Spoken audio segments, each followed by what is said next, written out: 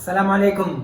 ഒന്നാമത്തെ ഖലീഫയായ അബൂബക്കർ റളിയല്ലാഹു അൻഹുവിന്റെ മഹത്വം അറിയണമെങ്കിൽ അദ്ദേഹം സ്ഥാനമേറ്റെടുത്ത പിറ്റേന്ന് കാലത്ത് വലിയ തുണിക്കെട്ട് ചുമലിലേറ്റ് നടന്നു പോകുന്നത് മഹാനായ ഉമർ ബിനുൽ ഖത്താബ് റളിയല്ലാഹു അൻഹുവും അബൂ ഉബൈദത്ത ബിനുൽ ജറാഹ് റളിയല്ലാഹു അൻഹുവും കാണുകയുണ്ടായി. റസൂലിന്റെ പിൻഗാമി, താങ്കൾ എവിടേക്ക് പോകുന്നു? ഞാൻ അങ്ങാടിയിലേക്ക്. താങ്കളെ മുസ്ലിങ്ങളുടെ നേതാവെ തിരഞ്ഞെടുത്തില്ലേ? പിന്നെ താങ്കൾക്ക് അങ്ങാടിയിൽ എന്താണ് പണി?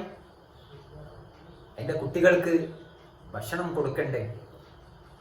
എങ്കിൽ താങ്കൾ വരൂ, പള്ളിയിലേക്ക് വരൂ. 3 പേരും പള്ളിയിലേക്ക് നടന്നുപോയി. സ്വഹാബികളുടെ ഒരു മീറ്റിംഗ് കൂടി.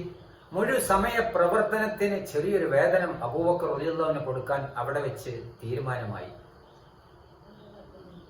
വർഷത്തിലെ 250 സ്വർണ്ണ നാണയങ്ങളും എല്ലാ ദിവസവും ആടിന്റെ ഒരു ഭാഗവും നൽകാനാണ് തീരുമാനം. കുറച്ചു കാലങ്ങൾക്ക് ശേഷം അത് 300 സ്വർണ്ണ നാണയങ്ങളും എല്ലാ ദിവസവും ഓരോ ആടും നൽകാനുള്ള തീരുമാനമായി. പിന്നെ ക്ഷേമ ഐശ്വര്യങ്ങളൊക്കെ ധാരാളം വന്നു കൂടിയപ്പോഴും മഹാനായ അബൂബക്കർ റളിയല്ലാഹു അൻഹു തന്റെ വേതന വർദ്ധവിന് ആവശ്യപ്പെട്ടിട്ടില്ലായിരുന്നു.